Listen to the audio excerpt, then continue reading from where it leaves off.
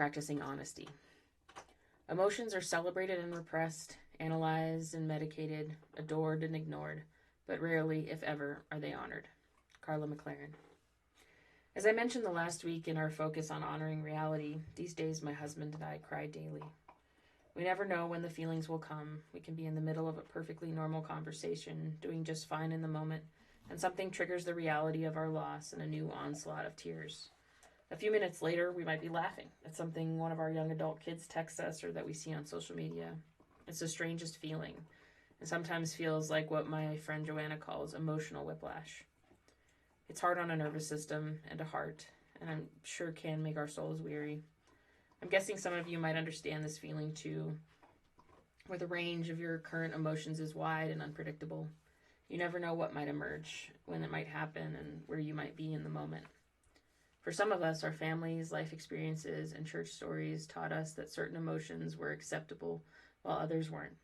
In my family, I was praised for being happy and positive.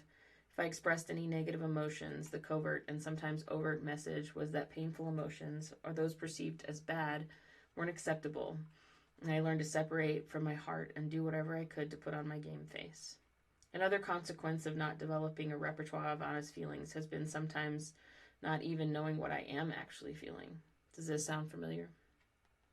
Often we're so disconnected from what's going on inside of us, or conditioned to do whatever possible to manage any negative feelings, that we aren't sure how to articulate them. Many of us are used to glossing over feelings, pushing them down, or having no safe spaces to process them. So eventually the feelings come out sideways, often doing damage to ourselves and others around us.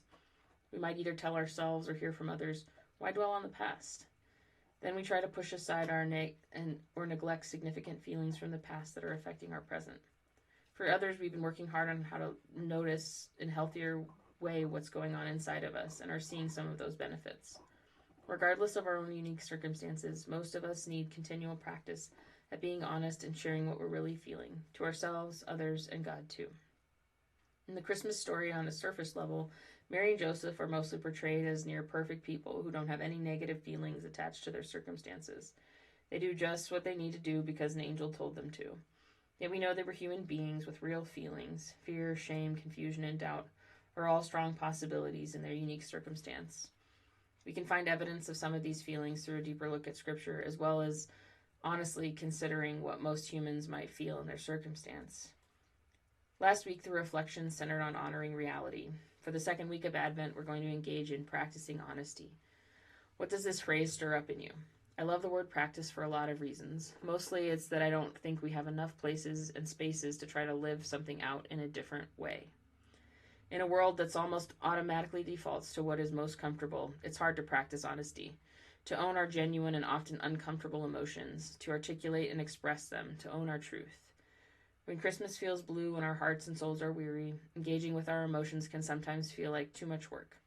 At the same time, it can be healing to acknowledge what's actually swirling around inside of us and practice honesty as best we can. This week's scripture passage is centered on John the Baptist, the messenger of Jesus who comes before him. Skipping ahead a little. Suspend all the things you know about John the Baptist at the moment and only consider that phrase, the voice of one crying out in the wilderness. Now consider that maybe it's your voice, or the voice of someone else close to you crying out in the wilderness, and break it down even further. Your voice, what's happening in your head and heart right now that is consuming you, troubling you, surprising you, inspiring you, stirring you, crying out. It might be tears of pain, anger, fear, shame, sadness, or grief, or maybe cries of joy or celebration. These are all kind of cries of the heart. In the wilderness, maybe we're alone, lonely, feeling like we are wandering in the desert spiritually and emotionally. What is your wilderness right now? This week we're going to walk through some emotions we might be experiencing this holiday season: anger, grief, sadness, fear, shame, and confusion. You may identify with some more stronger than others, but my hope is that we may find some relief and peace knowing we're in good company in the wilderness.